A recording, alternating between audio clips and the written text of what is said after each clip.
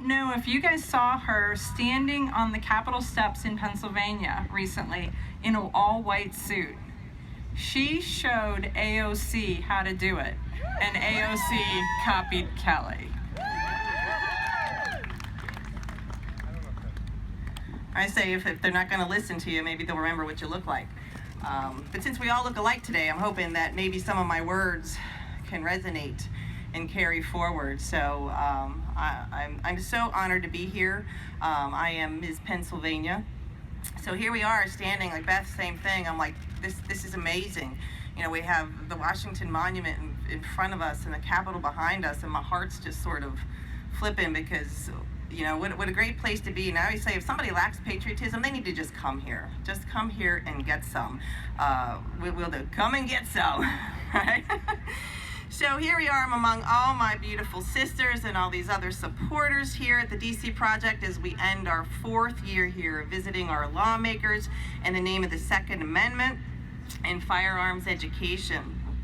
You know, this past week has given me some pause to just reflect on the great history of the beginning of our country.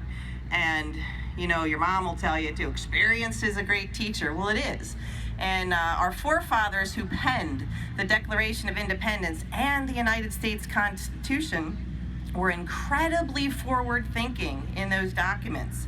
You know, having lived through tyranny, they intentionally included language in those documents that struck the balance of power between the people and the government. They provided very strong building blocks going forward now 243 years so that history would never repeat itself in these United States of America. So I'm just wondering, when you guys were out meeting, you know, with your congressmen and your senators, because I know I did this week, yes, the congressman supports the Second Amendment, but how many of you heard that? Did you hear that? Well, you know what, in my book, if you support the Second Amendment, there is no but. So sometimes those in government power need to be reminded of the intent and the direction these documents provide. So let's talk about that but. I like to call that but, 1T, incrementalism, a term that's we've thrown around a little bit here this week. And incrementalism is the surest way to destroy physical and ideological structures. And it seems that many of our freedoms are just being whittled away little by little. And the great danger of that is that so many of us don't seem to notice, or some people don't seem to care with a small change here or a new law there, all under the guise of keeping us safe. I support 2A, but. So all the while, all our fundamental liberties are being stripped, and unfortunately our society is accepting the changes. Why? Why? Because it happens incrementally. Well, I'm here to tell you, we do notice, and we will not simply accept it. That's where you're supposed to yell. When I do the Mike Pence thing, that's where you yell. Right. Alrighty, so rights are inherent to the condition of being human. The Second Amendment didn't create a right to keep and bear arms. It acknowledged a right that was already assumed and accepted by our forefathers. And nobody in government gave us this right, and no one in government can take that away. I'll preach it. So the creation of the Declaration of Independence also acknowledged that the people, us, have a right to life, liberty, and the pursuit of happiness. And I think each of you there would agree, our guns give us all three. These rights are unalienable, and it's the job of the government to protect these rights, not to grant them and not to give them away. So that being said, clearly, many don't understand the documents they swear to uphold. I support the Second Amendment, but I think you would also agree with me that no right has taken such a beating as our Second Amendment right. Legal gun owners, you've been threatened, we've been intimidated, we've been bullied, and we've been harassed by anti-gun proponents and anti-gun legislation. Would you not agree? That's when you yell.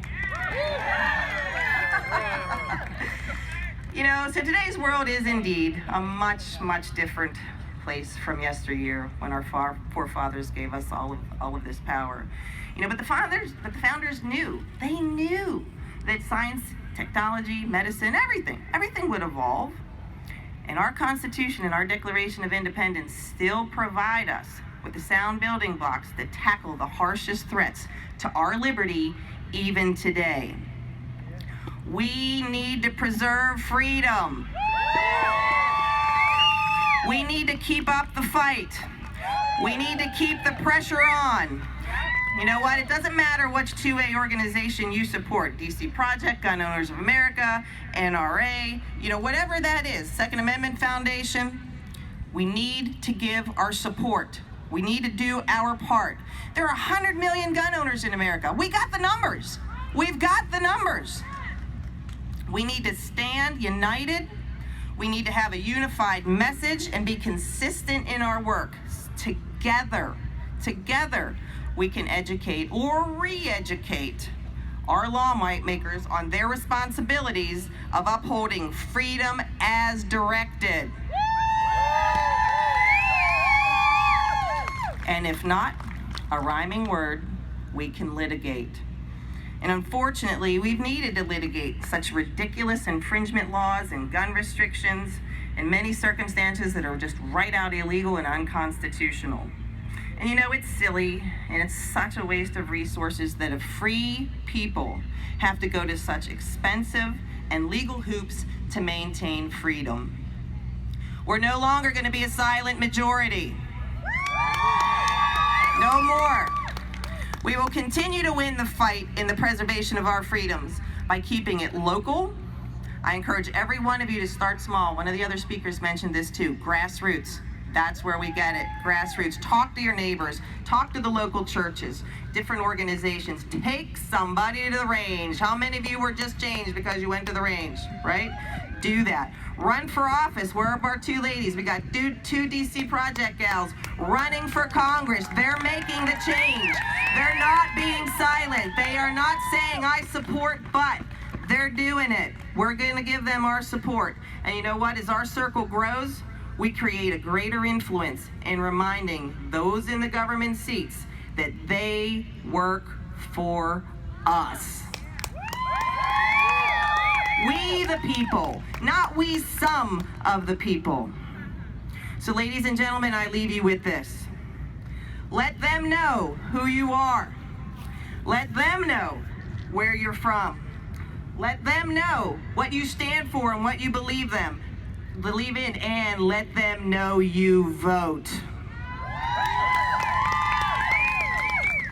And let them know you will not tolerate the American way of life and our freedoms and the Second Amendment being infringed. Stick to your guns, ladies.